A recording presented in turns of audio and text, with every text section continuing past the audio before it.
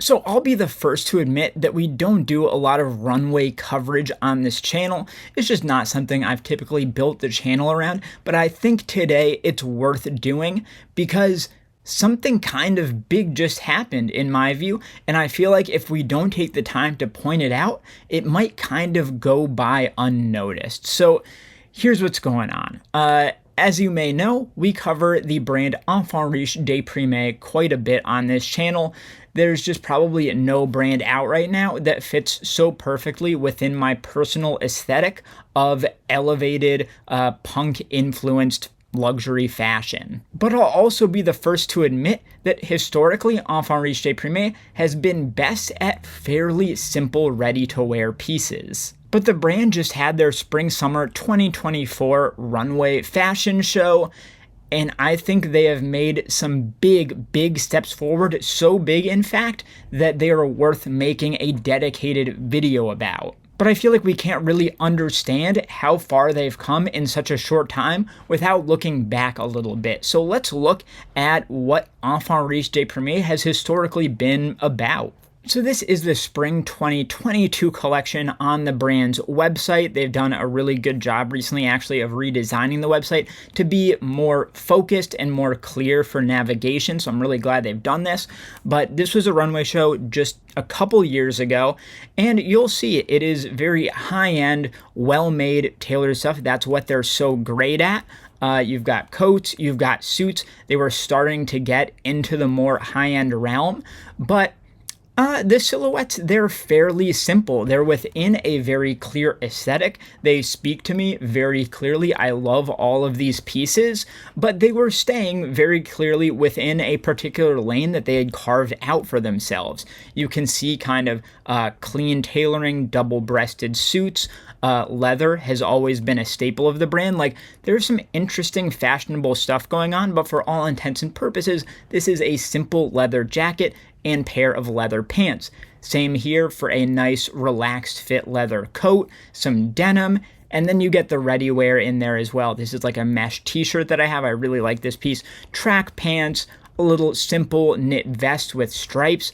Again, the aesthetic here, incredibly clear, but from a perspective of build, the patterns that they're using, the silhouettes they're playing with, they're fairly standard and expected for within this kind of like gothic, new wave, European punk aesthetic that they had built for themselves. And I am by no means putting the brand down here. Like, even within this collection, they're making some of my favorite pieces that exist within fashion. Like, this suit is absolutely gorgeous. Their footwear has always been incredible. This sheer silk floral shirt. These are incredible pieces, but they are simple.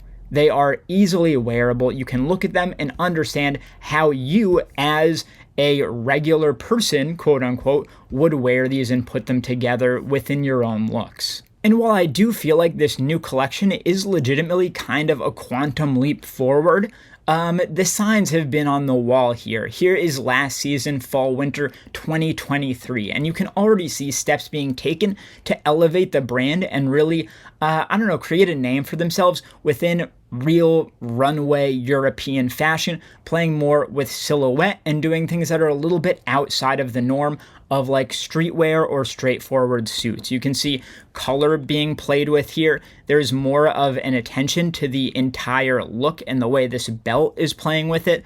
The women's wear has been elevated significantly. You're playing with like kind of like velours or furs and things like that.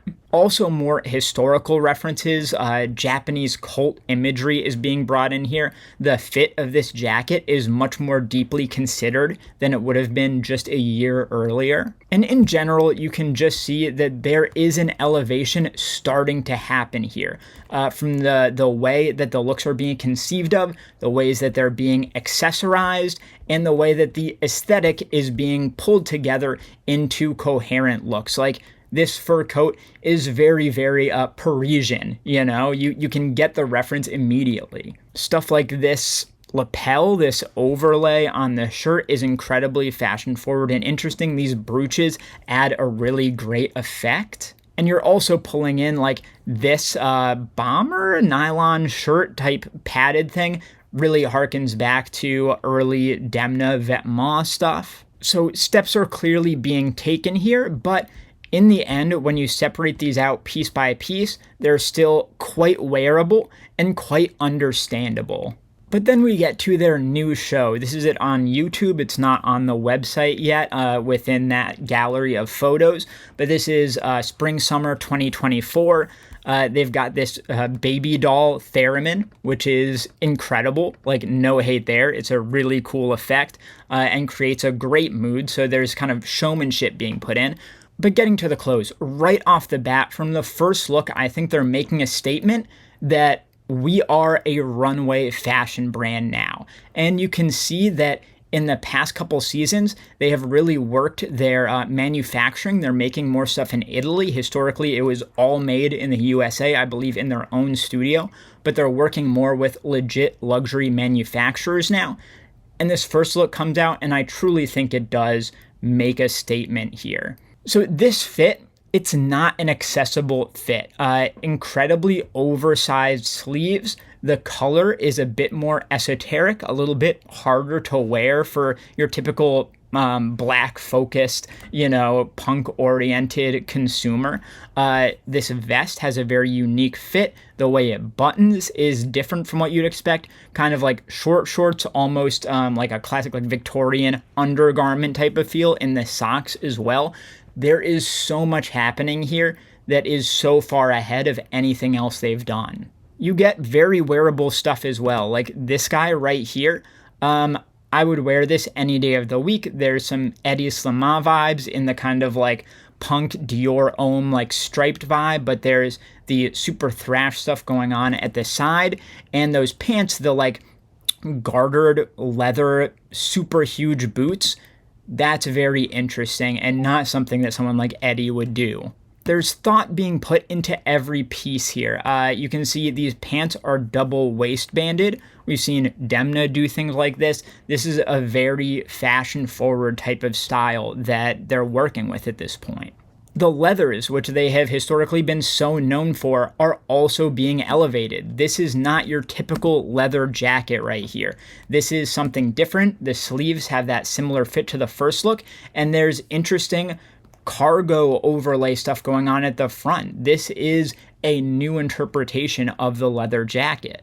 The fit of the suits has changed. Remember how I said just a couple years ago those fits were very, very wearable? The suits, you could see exactly how they'd fit into your closet. This is something else. This is something fashionable. It's asking you a question like, can you accept this? Is this something that you can see not for today, but for the future? This fit is very considered. I don't know if it's going to work for everybody, but this is a declaration that they are thinking more about silhouette. I absolutely love this look, like the prom king, or not the prom king, a kid, the outcast kid who has tried to put together a look for his prom. That's what I'm getting from this. And from the boots, from head to toe, literally, there is so much happening here that is unexpected and on another plane from where they've been historically. The denim is being treated in a more elevated way. The accessories have taken on new form. Like the references here, the cult references, like iconic underground photography, all of this stuff is playing together beautifully here. You start to get like some Comme des Garçons kind of bondage stuff going on. The intricacy in all of these belted buckles and things are insane. I have one of these belts, and they're now starting to apply it across their product stack and accessories, and I literally think they're some of the best accessories in luxury fashion, hands down right now. There's some boots here coming up that would not look out of place on a Rick Owens show. This jumpsuit, the way it fits with this split shirt, like, it's incredibly wearable. You could see this in a Larry Clark film, like What's Up Rockers or something like that, but in a fashion-forward, modern way. You can see the fit of these leather jackets, a staple of the brand, has completely transformed itself within a season, which I love. And this look is actually the one that I saw that made me realize I had to make this video, because the craftsmanship here, the attention to shape has been so elevated within pieces like this that it is clear that they have a new swagger and confidence to themselves and a new direction for what they're doing. I think this is just gorgeous. The closing look is insane, truly just insane. I couldn't pull this off. And historically, I could pull off pretty much every men's look they put down the runway, but this is something different. Crazy. They've outdone themselves. We witnessed something new here. And is it weird to say that I feel like proud? I've been watching this brand for so long, and I've been a fan for so long. To see them rise to the occasion here and almost fulfill their destiny in a way is so cool. And I want to show you one more thing. I want to do a little bit of theory crafting as to why they have pushed themselves forward so aggressively in such a short period of time. So this is the list of Enfant Riche de Prime stockists. So basically like boutiques and shops that now carry Enfant Riche de Prime. Here's North America, Europe, Asia, and Australia. That list is massive.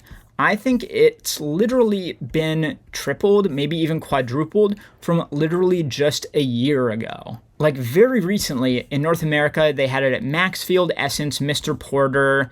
Yeah, probably about half these places. Europe, I think, was even less. Asia, even less. Like all of these are new. And if you go to some of these, the sites don't even have anything yet. Like they're so new, so newly added to these places. So both in the fashion and in terms of their reach, they are broadening aggressively.